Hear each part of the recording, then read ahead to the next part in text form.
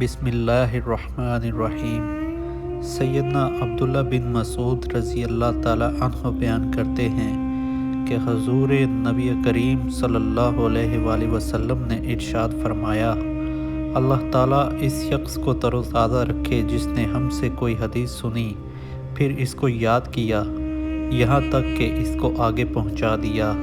کئی ایسے لوگ ہیں جن کو حدیث پہنچائی جاتی ہے، وہ سننے والوں سے زیادہ یاد رکھنے والے ہوتے ہیں۔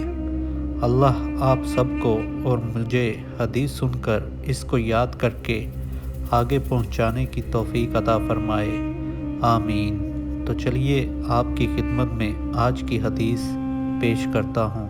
موضوع ہے ایمان۔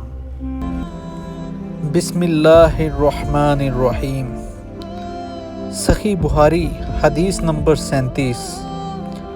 حضرت صلی اللہ علیہ وآلہ وسلم نے فرمایا، جو کوئی رمضان میں راتوں کو ایمان رکھ کر اور ثواب کے لیے عبادت کرے، اس کے اگلے گناہ بخش دیے جاتے ہیں۔